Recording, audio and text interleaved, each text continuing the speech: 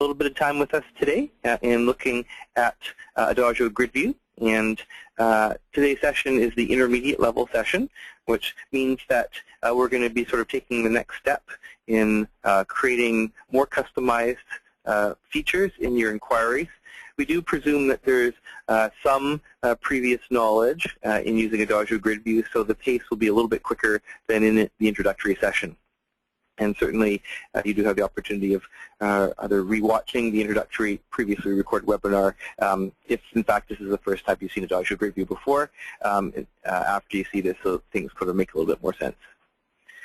What we plan on covering in today's session is that we'll take a further look at calculated columns. We do show this in the introductory session at a very basic level of sort of very simple calculations, but we'll be a little bit more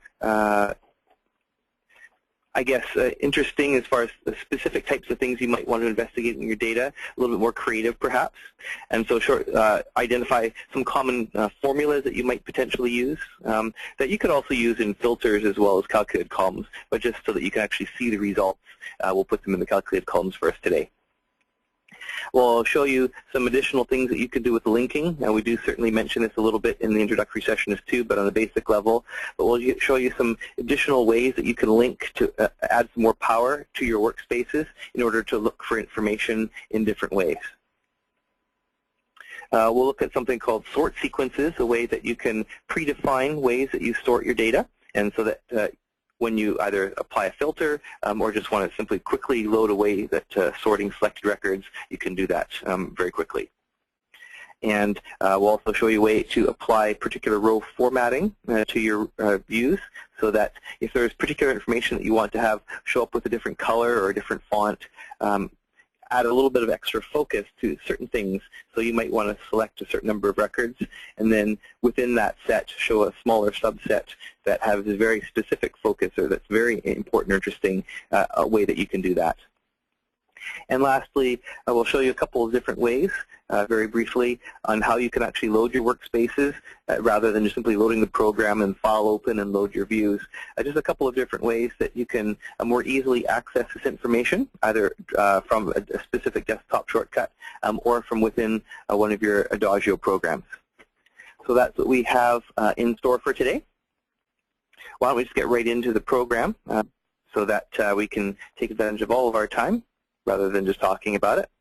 I'll be demonstrating using the current version 9.0C that was released in October of last year.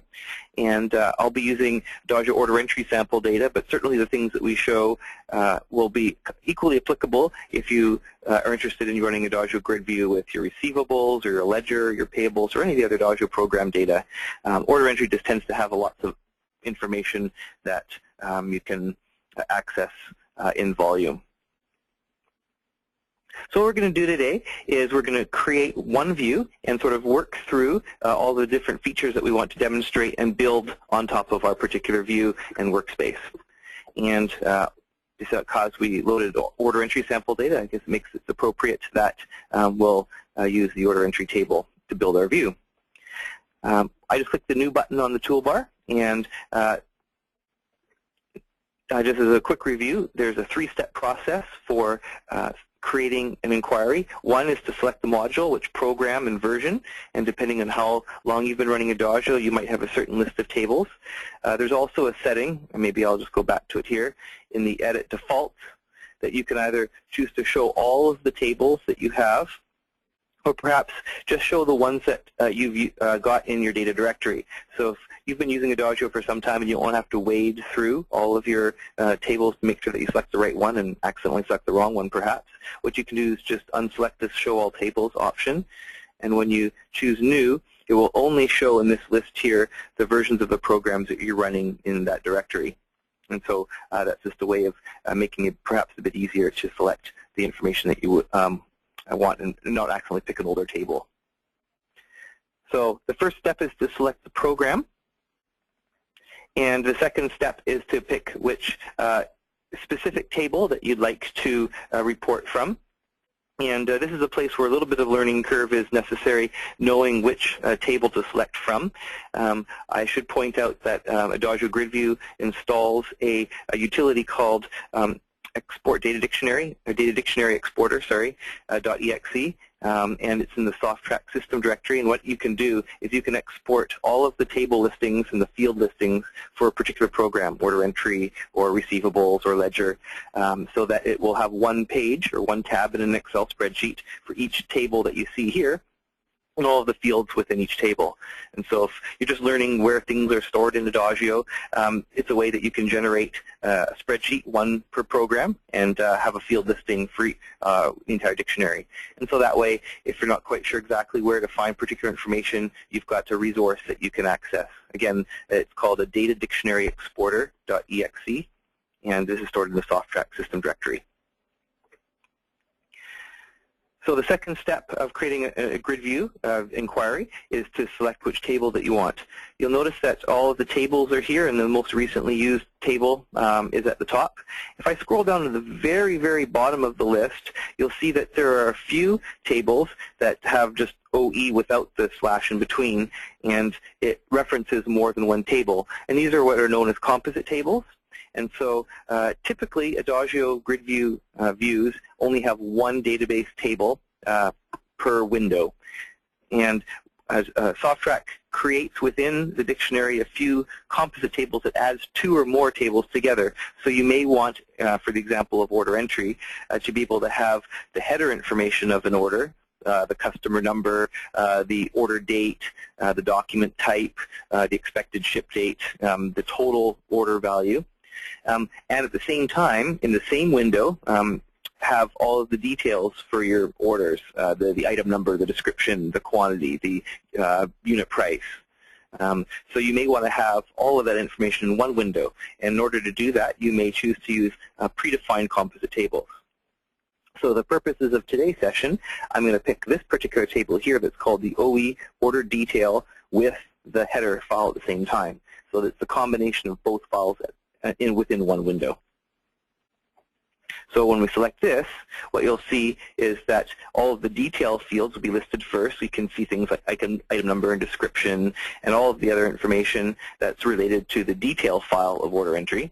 And if we scroll down past all of the detail fields that are stored, then eventually we'll get to the header file. So you can see things like the name and the address. Actually, we passed through those already. Here's the customer number and the document number, the order number, and the order date, and the addresses, and some other information on the ship to address and multi-currency stuff and taxes.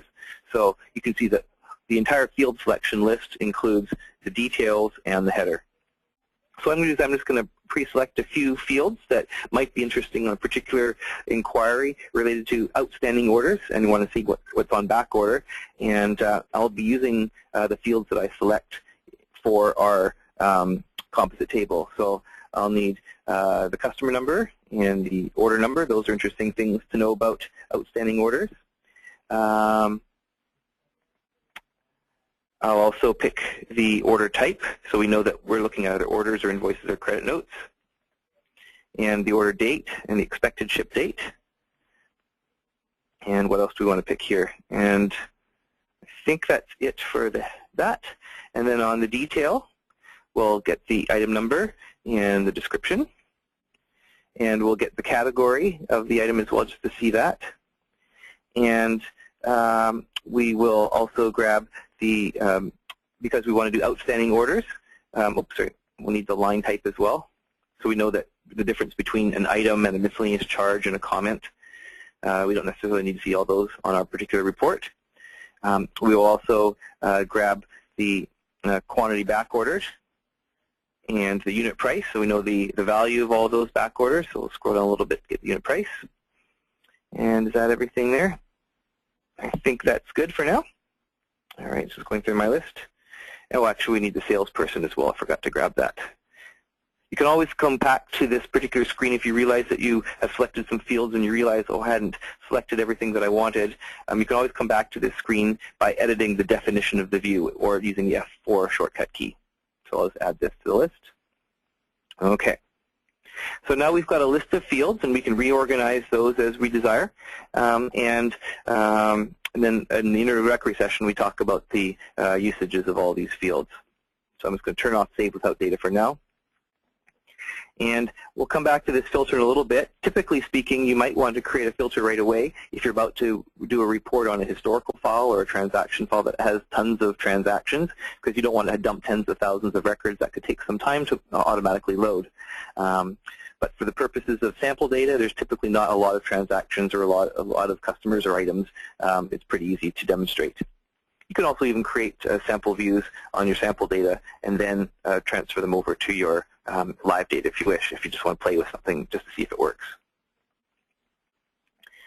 So here we go. We've got our view, and I'll just make the screen a little bit bigger so we can try to fit everything.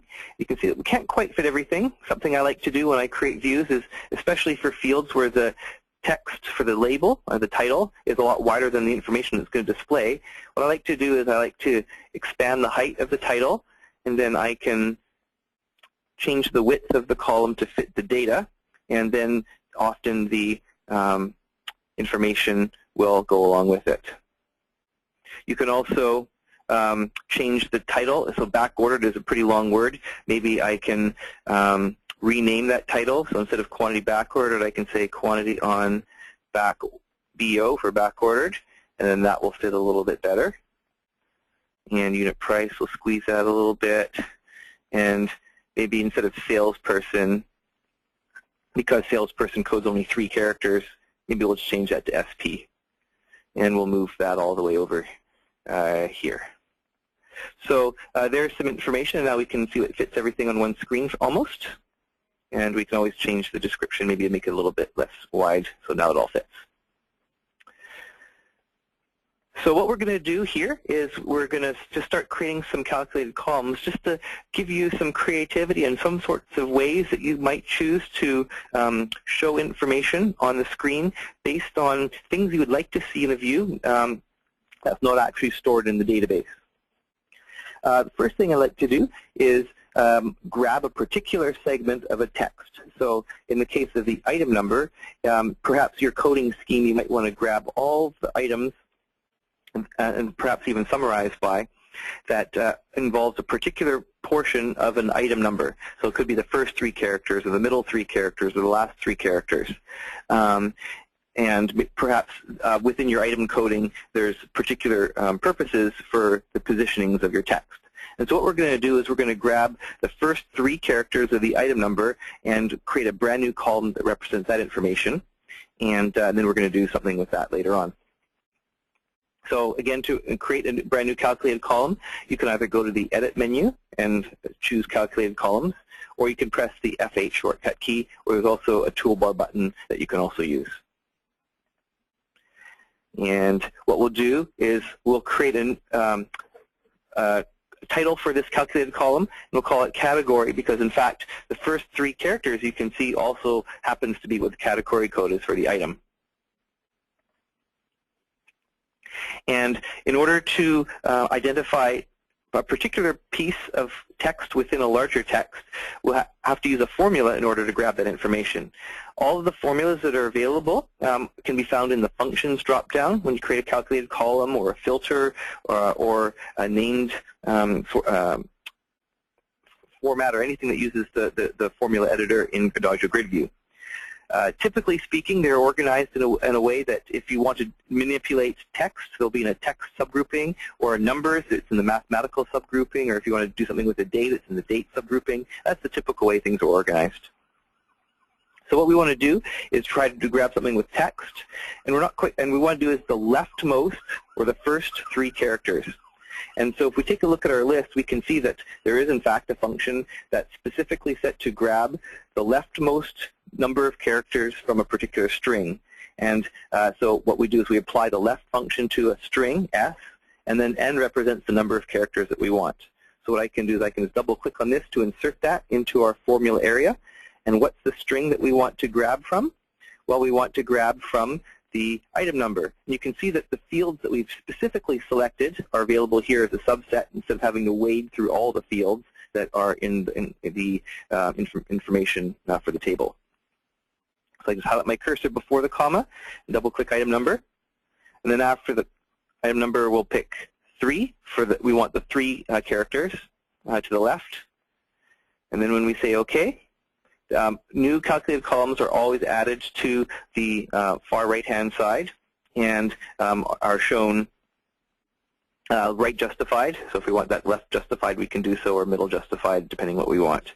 And we'll move that over here, and we can see that this now, actually we'll do it next to this category, we can see it's all the same. And we can see in some cases that, for example, miscellaneous charges, you can see something different is showing. We actually want to hide all of our miscellaneous charges and hide all of our comments and instructions. And so now what we'll do is we'll just create a filter just to get rid of that, so that what we're doing is specific items only.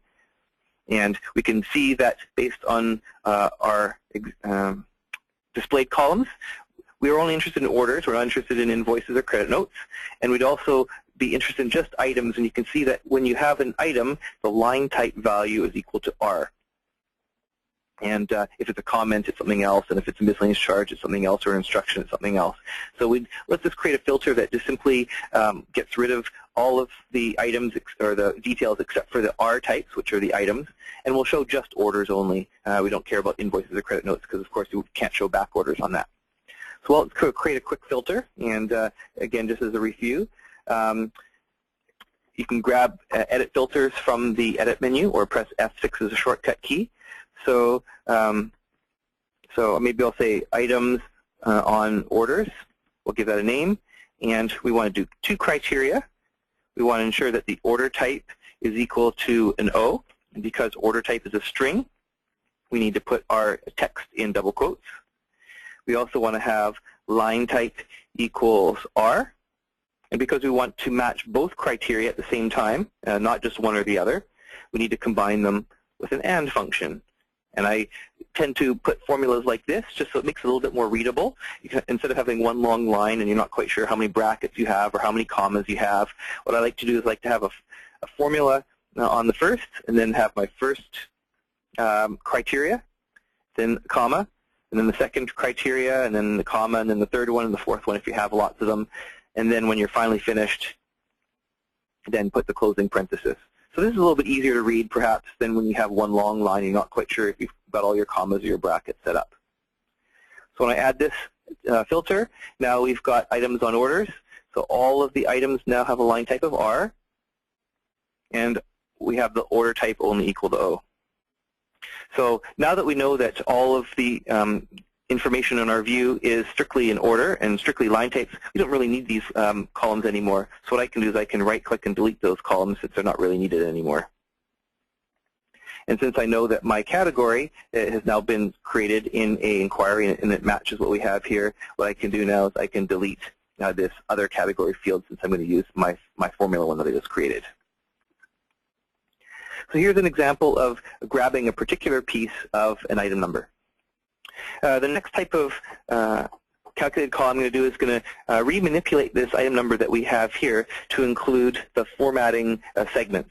In sample data, the item number happens to be 3 segments, where after the first segment of 3 characters, there's a period, I believe, and then after the second segment, which is in the next 3 characters, there's a dash. And it may be that you want to see the item segmented in your view. It's not stored that way in the data. It's just stored with just the raw characters. But if you'd like to have your item number displayed with all of your segments, should you use that type of formatting in your Adagio inventory, we can create a calculated column that includes those segments. So how do we go about doing that? Well, let's again create a calculated column. And we'll call it a formatted item. And basically what we need to do is just simply add together a number of pieces of strings.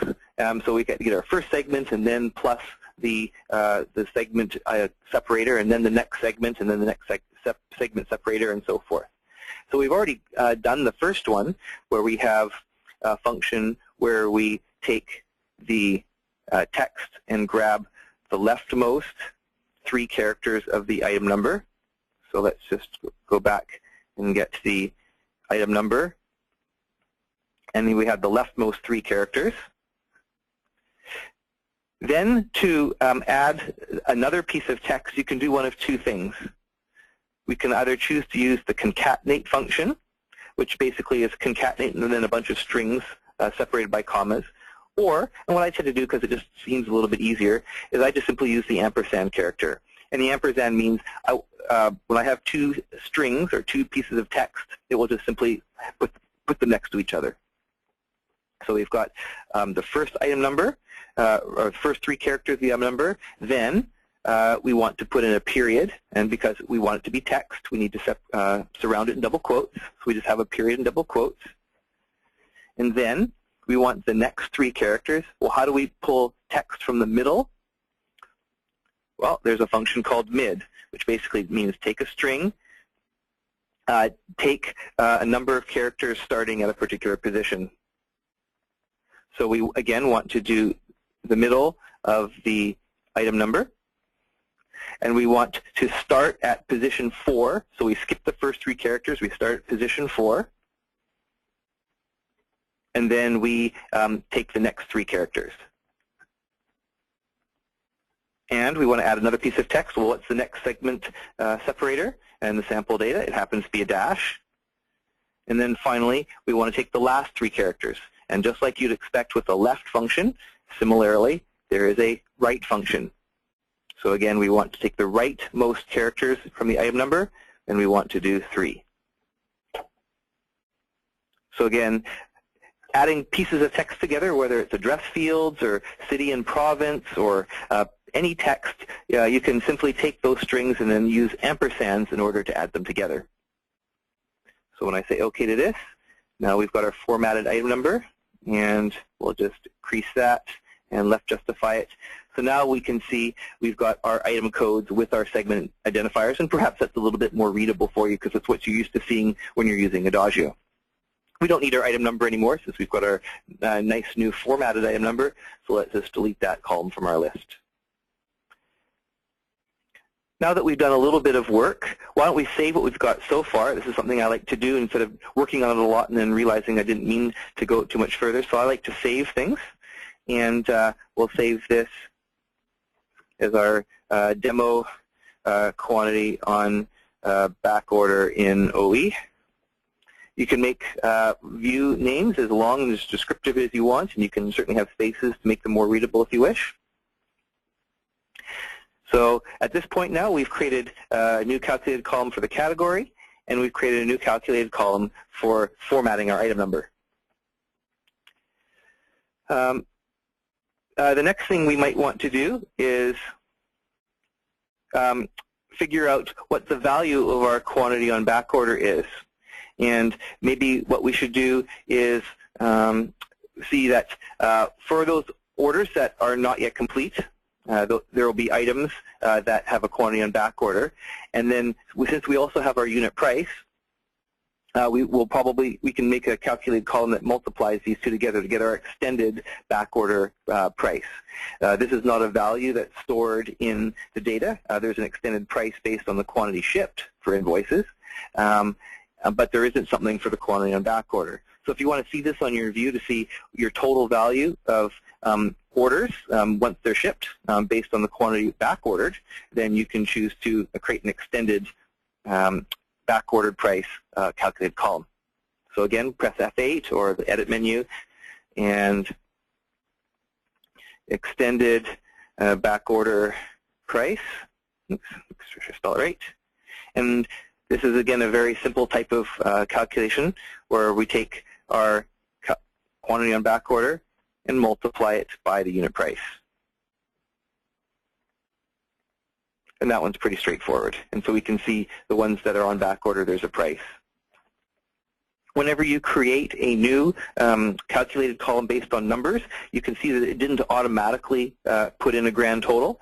So if you want to be able to do that for the purposes of summarizing in subtotals or just to see the grand total, what you need to do is to right-click on the title and then select one of the 4 summary operations you'd like, whether it's a grand total or a minimum or a maximum or an average. So you can choose any of the summary operations for any numeric columns, not just calculated columns. So let's just add a subtotal, and we can see that there's our grand total for our extended back order prices.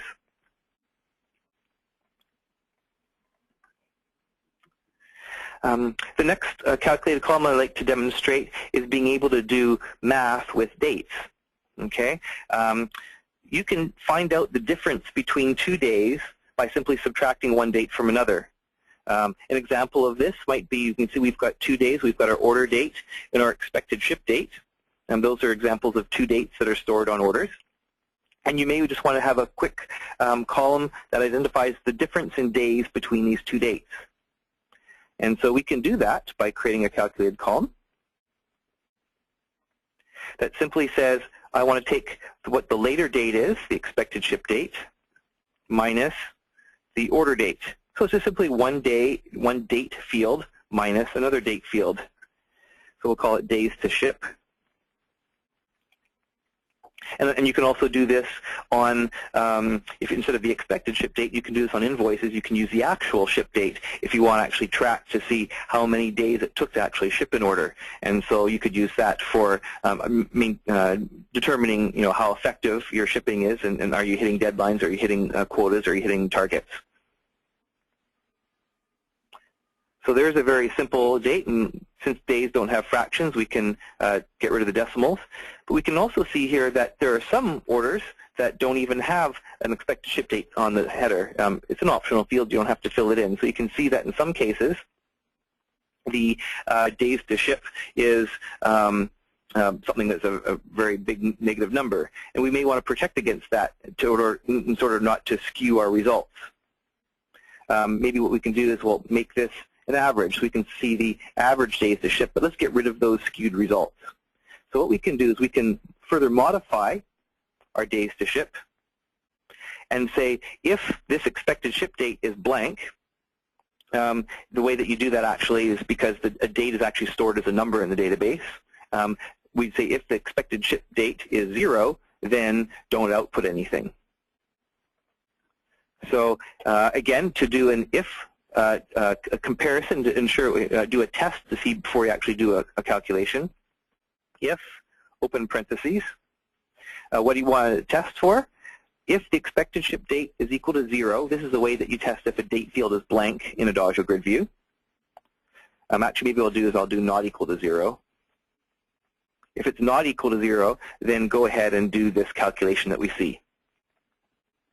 And if it is 0, we could do something else like print 0, or perhaps instead of skewing our average results, what we can do is we can do double quotes with a space in between, which will actually output a space.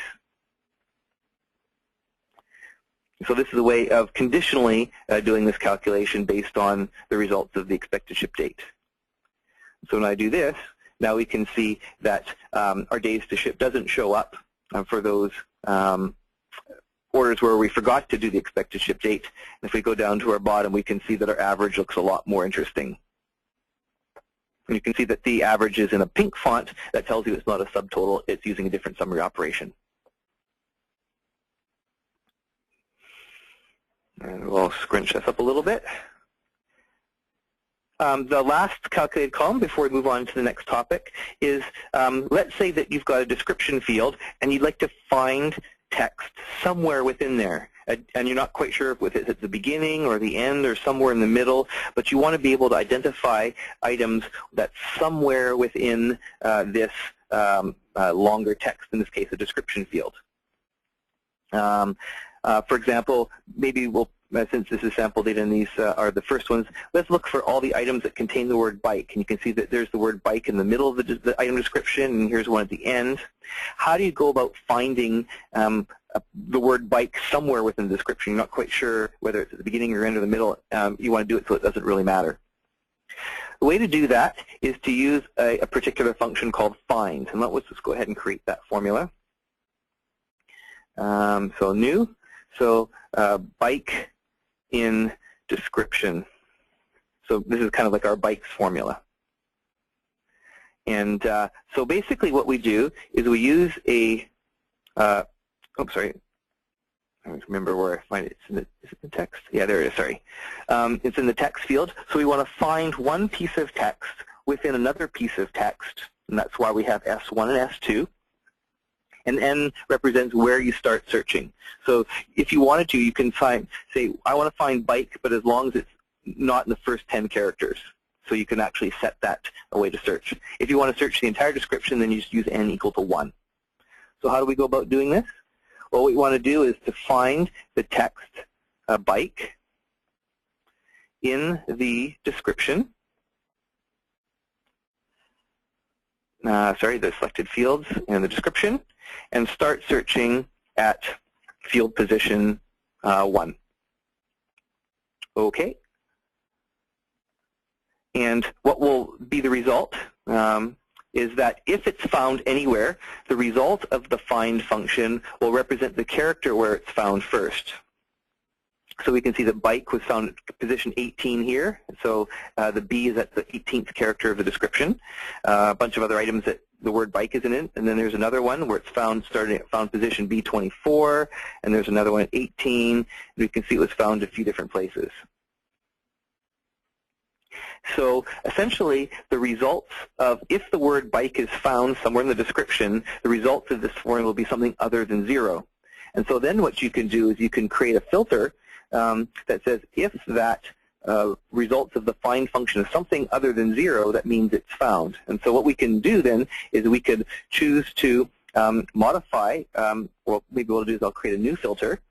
And what I like to do when I'm creating filters that are similar, I'll edit an existing one and copy the text, or Control-C if you wish, and I'll create a new one.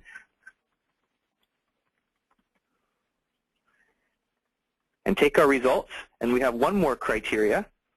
We want to have the results of our bike in the description not equal to 0. And so this will only select the bikes that are on outstanding order. And so now if I select that particular criteria, now we can see that it only picks the bikes. And so you can see all of the descriptions have the word bike in there somewhere. Perhaps, though, you have bikes in your item description that are not the word bike, but maybe something different. For example, in sample data, the word hybrid appears in the description for a number of bikes, and those represent bikes, but perhaps you want to also test the condition that the word hybrid is also selected. So let's go ahead and edit our description. I can right-click on the calculated column and say Edit if I want to edit the description directly from here. So in order to do that, we want to find the word bike or the word hybrid. And I'm going to do this, the word hybrid, because we may not sure the capitalization of the word hybrid. And actually, maybe what I'll do is I'll do that next. Won't do two things at once.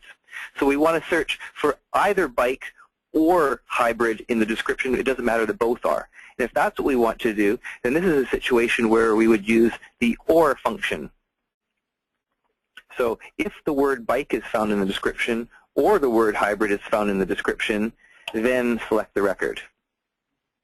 So now if we select this and press F9 to refresh, now we can see that that the results have now changed from, instead of 18 or 24 position, the results of an OR function will either be 0 or -1 for true. And so we can see that when bike shows up, then the results of the formula is -1. And if we go down to our hybrids, we can see that those are results as well. But you can also see that the hybrids didn't show up because the capitalization, you're not quite sure if the hybrid is a capital H or a lowercase h. And so in order for case sensitivity to not matter at all, then what we're going to do is we're going to read this formula. And we want to make sure that we're always comparing apples to apples. We don't want to have to check for hybrid with a capital H and hybrid with a lower h and all capitals, and that is a little bit overkill.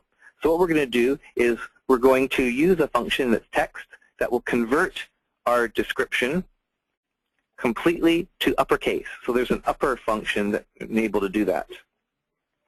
So if we do that and we just say upper, and we'll put a parentheses around the word, the description field, and we'll do the same thing for this one down here.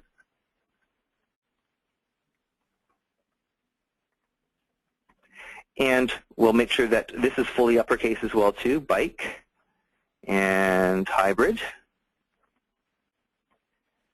Make sure I spell it right. So this way, it doesn't matter whether you have the word bike capitalized or not, or in all caps, etc. your item description will be converted uppercase, and you'll be searching just for uppercase characters. So everything will search as appropriate. So now if I save this and press F9 to refresh, we can see that our bike was still found. And if we scroll down to our hybrids, oops, must be doing something wrong here.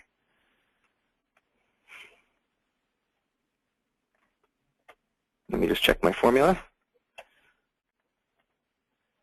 Hybrid, that's why I didn't see I didn't spell it right. I'm sure you probably were shouting at the screen saying, you're spelling it wrong. Hybrids, there we go. F9. There we go. So there's our hybrids, and now they're found. And so now if I find bikes on order, now I'll find all the items that have either the word bike or the word hybrid in the item description. So you can see that you can get a little bit more creative with some of the things that you do with formulas in Adagio GridView. It's not just simply a matter of doing base times price. You can do some math with with dates. You can grab particular pieces of text or even format text in different ways. So these are just a few examples of ways that you can create calculated columns or use these in filters as well in order to identify different things you'd be interested to locate in your data or to present things in a way to make things easier to read. The next thing I'd like to demonstrate, how we're doing for time, is to do some linking. Maybe what I'll do is I'll just pull all of our items in order now. Let's say that we'd be interested in seeing all of the items that belong to a particular category that have outstanding items on order. What we could do, and maybe what I'll do, is I'll also add a quantity on back order as part of our filter. So maybe what I'll do is I'll just edit that, just so that we're looking at only the items that actually have a back order quantity. And so the quantity back ordered is not equal to 0. There we go. So now we have a smaller list, and we have only items on back order. It may be interesting to say, I only want to see the items that belong to a particular category, say WSB or SBB. And certainly you could add into the record selection criteria and equals category SBB, or have the user prompt typed in, I want all the items that belong to category SBB, and have the user type in that text. But that does force Adagio GridView to reread the data, and that could take some time, especially for large database files like orders, open orders, or historical orders, or sales analysis transactions, or those large databases. An easier way to grab the information that you want, and also faster because it allows you to use your memory on your Windows workstation, because all of this information is stored in your Windows memory, is to do something called a link and actually be able to select based on that information. So what I'm going to do is I'm going to create a new link to the inventory category, and so I'll just do that quickly. So I'll grab my inventory and grab my category list. And maybe all you need is your category and your description. You certainly could put other information if you want to, but basically all we're doing is creating a list of all of our categories. And well, maybe I'll move this down here so we can see it. And we'll save that. Demo category list. So what we can do is say, well, if I want to be able to select items from a particular category and apply that as a filter to this particular grid, then what I can do is I can connect a link from here to our orders list. And just like we talked a little bit about in our introductory session, in order to create a link, you right-click on the cell and define the link and browse for the information that you want to link to. In our case, it's our demo quantity on back order and order entry. And OK, we have our linked field now here. So now if I want to see all of my snowboards that are still on order, I can double click on this field and that will list just the snowboards. Or all of my skates, oh, there's none there. Or windsurfing boards, you can see there they are. If I want to bring them all back, I can just highlight this and press F5 to refresh. Why is linking interesting? Well, I might want to select more than one. Maybe I want to see all of my windsurfing, so I can shift-click and select all 4 of those at the same time, hold down the Shift key and select one of those fields and double-click, And now I can see multiple categories all at once. I didn't have to do a selection criteria that says category equals this, and category equals this, or category equals this. You can select as many as I want. If I wanted to do random ones, I can pick I want that one, and that one holding the control key, and that one, and that one, and that one. So you can multi-select a whole bunch of non-consecutive ones, hold down the control key and multi-click, and now we've selected a number of items that belong to just those selected categories. So you can see that's a very easy way to select particular records very fast because it uses your Windows memory and so forth. So there's an example of using a link. And remember, this was not a database field, it was a calculated column. So you can use calculated columns in order to do linking. So you don't have to use item number and customer number. You can use anything. You can use the description field if I wanted to. So if I say define link and browse, I can browse that to the exact same one. Demo, okay. And if I don't think it's going to find anything because this is a category description, but if I were to double click on this, it would actually find descriptions just because all you need is 2 views that have the same title for particular database fields or calculated column fields.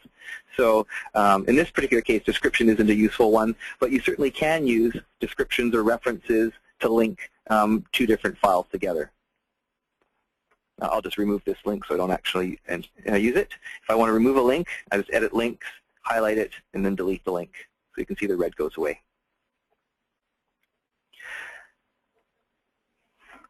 So here's an example of being able to see a link based on a single database information or a single field such as category. It may be interesting to have 2 fields. So I want to see all the items that are on back order that not only belong to a certain category, but also at the same time belong to a particular salesperson, and you can do that as well. Let's create a salesperson list. So we'll do a new.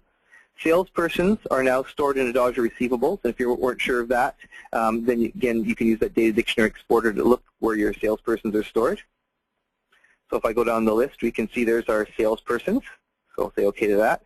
And again, maybe all we need is the salesperson code and the name. And cancel that. So there's our salesperson list. Let's just shrink that down and move it here. Oops, and we need to save it before we can use it for linking. So I'll save that and demo salesperson list. And then I can do the link, find link, and browse to our demo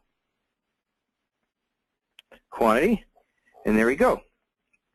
Now, of course, you see right now that even though that we know that this is our salesperson field and this is our salesperson field and the values are the same, if I try to link here, because remember we renamed this field title here, if I try to link, it won't find it because it doesn't find the type of the field column salesperson in our view up here.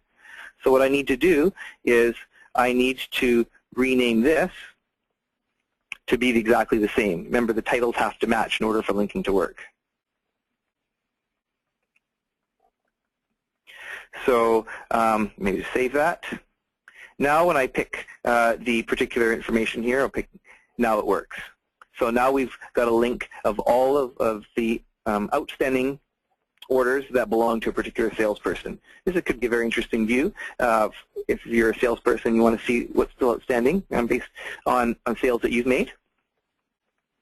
So what we've got now is we can see, I want all the items that belong to a certain category or all of the items that belong to a certain salesperson. But you can also in Adagio GridView connect these 2 together.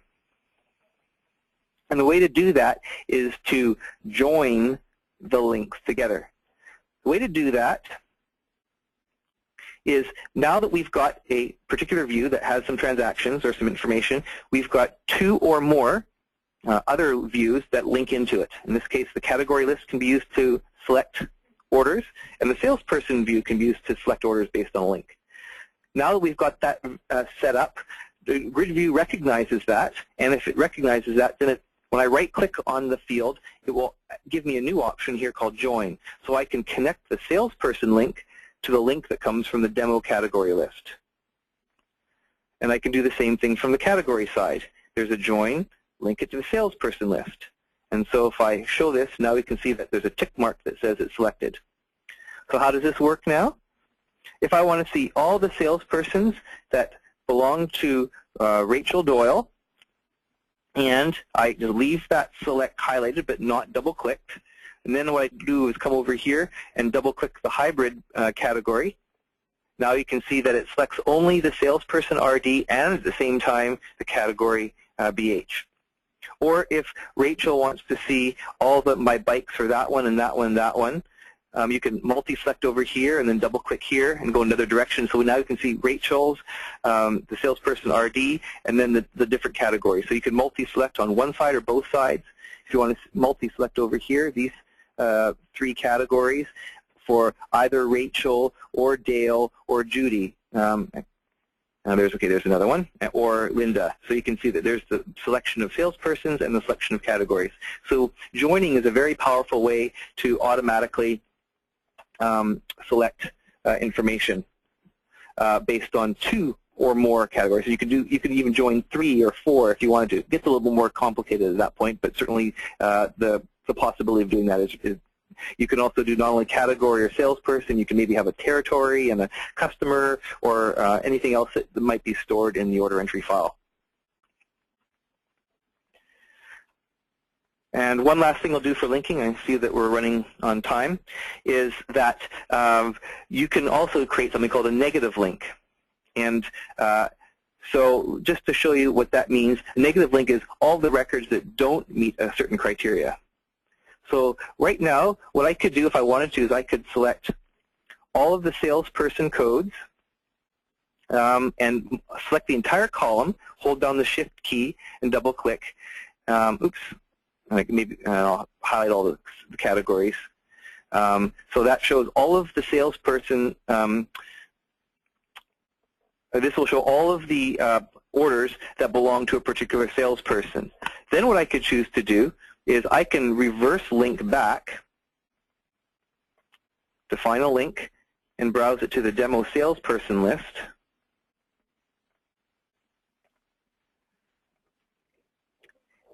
And make the link. Right now it's a positive link. I can click on this, and now when I look at it again, right-click, links, it's got a negative. And so when you make a link negative, it will, when you use the link, it won't select all the records that do equal to it. It selects all the records that do not equal to it. And so if I highlight the salesperson list and select all the orders that belong to those selected customers, now if I double-click, select that entire list, and Shift double-click, here's a list of all of the salespersons that do not have any outstanding orders. Do not have any. So you don't see BS or KP anywhere on this list. And so there's some power involved that if you link from a transaction to a master list like salespersons or customers, maybe what I'll do that is I'll F5 that to refresh the list. I'll create one more new one. I'll do a customer list from receivables. AR customers. Just the customer number and the name. Okay. Okay. Cancel. So there's our customer list. I'll move it over here. I'll save that as demo customer list and F5 that. So I can do the same sort of thing. I can define a link, browse to our demo customer list. Okay. And we'll make it negative by highlighting here. So what I could do is I can highlight my entire order list of customers, hold down the Shift key, and double-click. And here's a list of all of the customers that do not have any outstanding orders. So perhaps you can then include in this particular view an address field or a phone number, and export this to an Excel file as a mail merge, and then you can send out a mail merge by email or letters. And so you can say, well, we've got a promotion to try to do some business for customers that don't have any outstanding orders. Or you can also do filters all the customers that haven't had an outstanding order in the last 90 days. You can see the creativity and the possibilities are there. Let's just save what we've got here. And what I'm going to do is I'm going to save this as a workspace. Now that we've got all these view windows saved together, demo orders on back order. So this creates a workspace that has all of these things saved together. How are we doing for time? Okay, we've got 5 minutes left or so. The next thing I like to do is to show you how you can customize sorting. Certainly you can always take a view and double-click on a column. So if I want to sort by customer number, I can just double-click on the customer column, or on salesperson, or an item number, or on date. You can always double-click on certain fields to sort them. As we showed in the introductory session, you can always right-click on a particular field and set a sort order.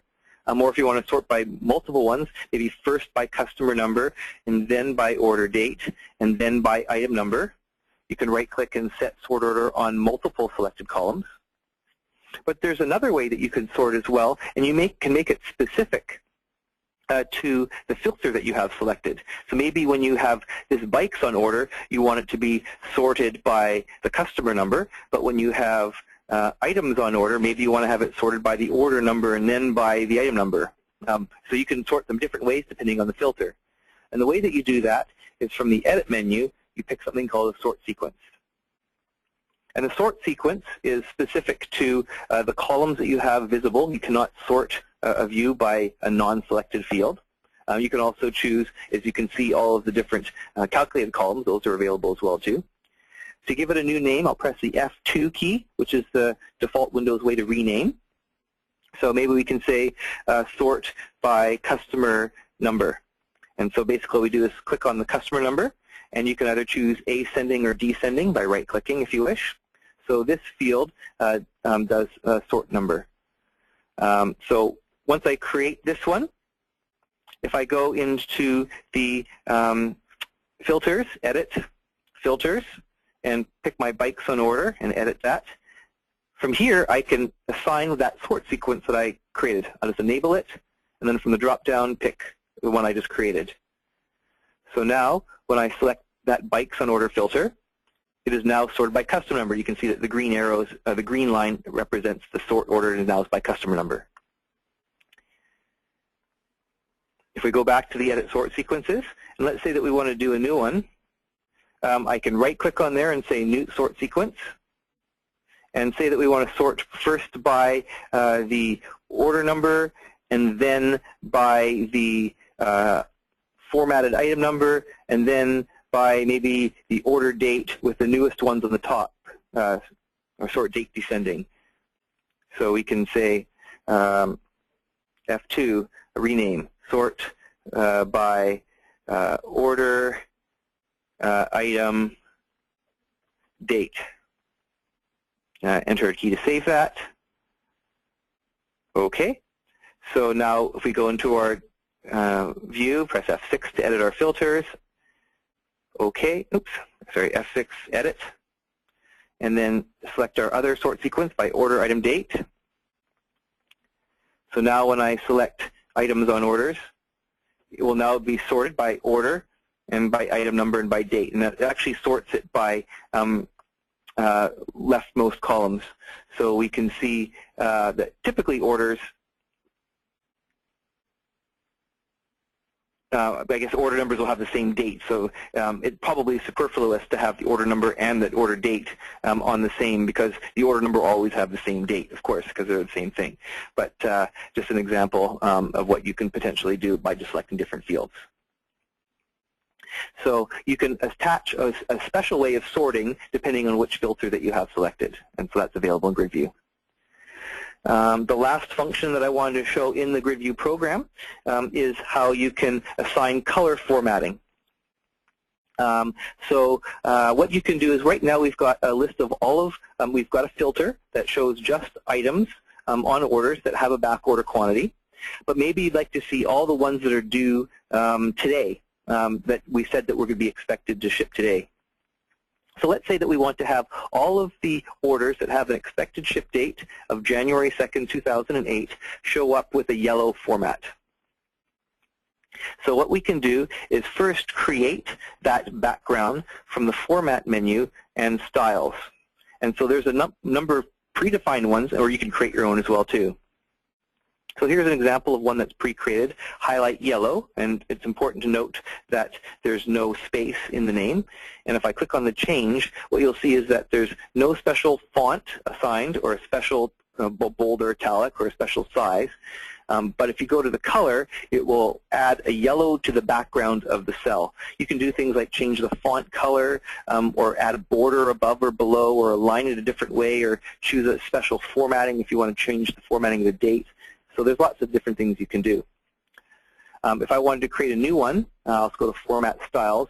I just basically type in new style and then add it and then put the formatting that I want. So maybe I want to have it bolded and always in point 8 and make it purple color. So that could be a different way that you can have a color created. And so that new style will now be saved when I click OK.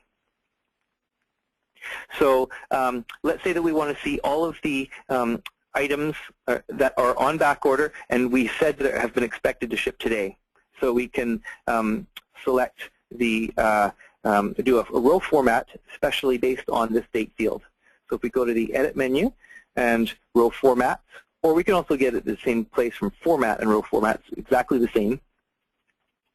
Then we can create a named row format that is also selectable, so new.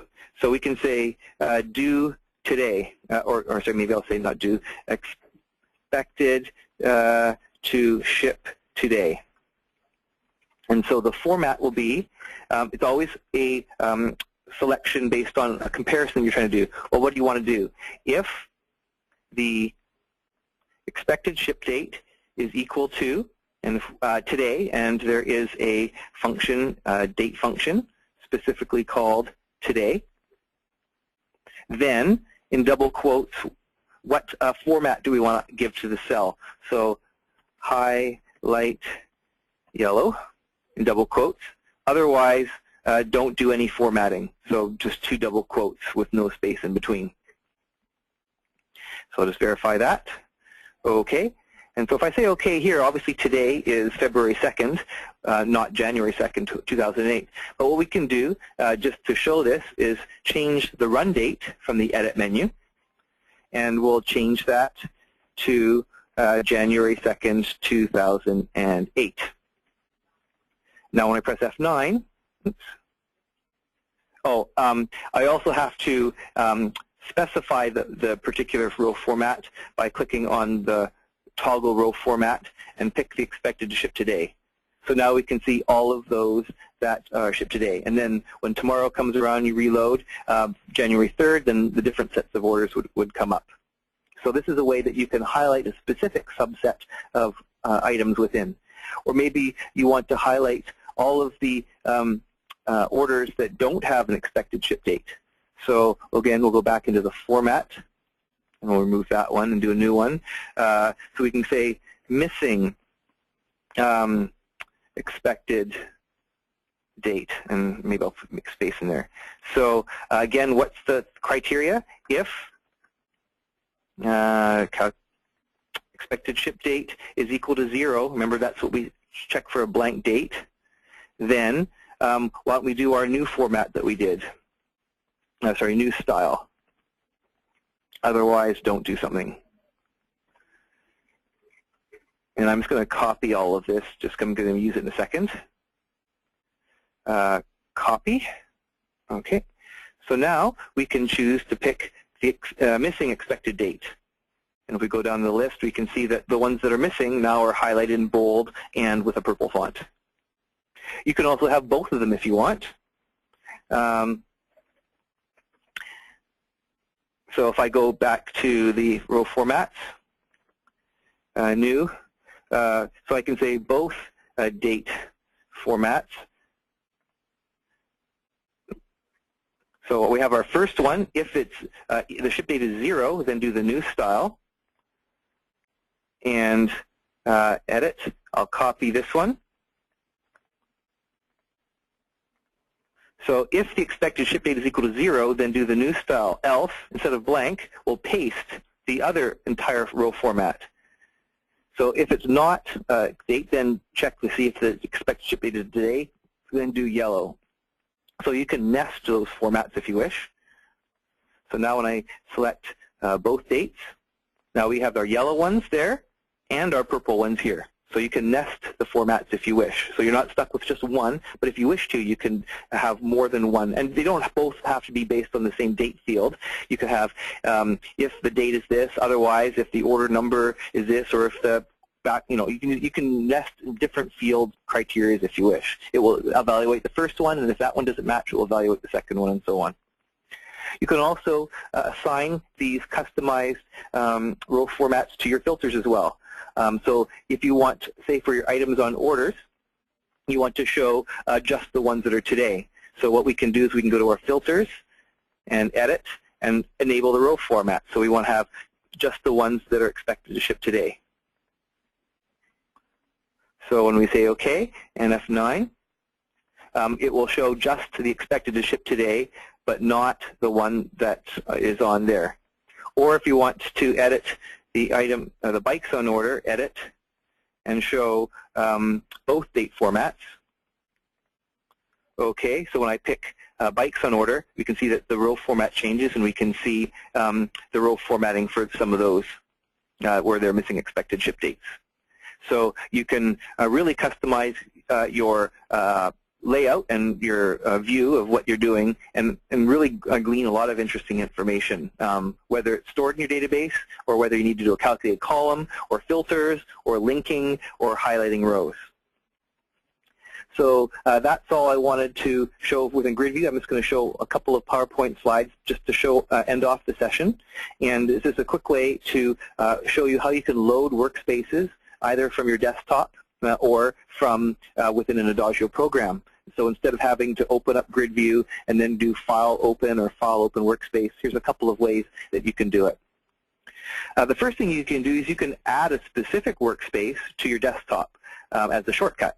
So you might have, say, maybe 3 different layouts, all of your outstanding orders, all of your customers that have a balance, and all of your sales in the last month from sales analysis. You might have very particular work spaces, and you don't want to have to do File Open. You just simply want to say, double-click this and then immediately load that workspace that I want.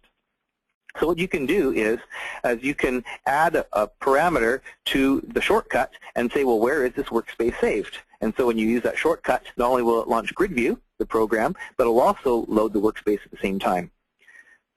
So using the /W, as you see on the screen here, gives a path to the location of this workspace that you want to load. And note there's no space in between the W and the path identifier. If your path happens to have any spaces in it, like maybe the word workspace has a path, then you need to surround the entire path in double quotes. So here's an example of how you might set this up. If you've got a shortcut that loads GridView, just right-click on that shortcut and choose Properties. And that will bring up the Properties screen, and you can see that the target is the place where you load the GridView program. Then what you do is you add that workspace to the end of the target path. And so what this would do is when you load this shortcut, it would go and look at the directory in C, SoftTrack, OEWin views, and load the workspace called Open Orders. And so when you double-click on the workspace, it could be on your desktop. Then when you sign in, you can see that it's loading in certain data, and then it immediately loads the workspace. I never had to use File Open. It just immediately loaded the workspace. So that's one way of doing it. Another way is you can load Adagio GridView views directly from any Adagio program. It doesn't have to be from order entry. All you have to do is save your workspace to a particular folder. And so essentially is whichever program that you want to load it from, for example, order entry. Now the program is stored in a SoftTrack OEWin. You need to manually create a new folder called Views and then save your workspace there. And so when you launch order entry, it will add this workspace to your inquiries menu. And this is interesting because maybe you have a workspace based on inventory items, but you can load that directly from order entry. You don't have to load just inventory views from inventory or receivables views from receivables. You can mix and match. So instead of having to stop what you're doing and open up inventory to get some information on inventory, you can instead, just while you're still in order entry, load your inquiry, and that will launch GridView and load the workspace that's based on inventory items, for example. Security might also be a concern, so you can choose, if you wish, to create a different subdirectory to only allow particular users to load that workspace. And so if you would like to have only users that belong to the admin security group to see a particular workspace, then underneath your views subdirectory, you would create another subdirectory called admin. So this would be one of your security groups. It might be depending on how you do your security groups, and save your workspace there, so that when a user that belongs to the admin security group logs into Adagio order entry, they will see the workspace. If a user that does not belong to the admin security group logs into order entry, they will not see the workspace. When you add a new workspace and save it to that directory and all the associated views, when you log into order entry, you will see a message saying, do you want to update your inquiries menu? And then what will happen is that you'll see from the inquiries menu, there'll be a views folder, and then you can select your information. So just very briefly, just to finish up, I'll log in as a particular user, and it doesn't have to be SIS, of course. And if I go to the inquiries menu, you'll see that there's a views folder, and I happen to have two particular workspaces that are available to this particular user security group. And so I can load one of them, and then here's some information about customers and outstanding orders. So there's another quick way of being able to load Adagio GridView workspaces directly from an Adagio inquiries menu.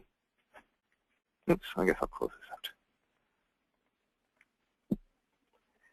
So that's all we have planned for today. I do apologize for going a few minutes over. I think we spent a little bit more time on our calculated columns than I'd meant to. There's this one question that was posed from attendees. Just curious to know, how do you know what tables to use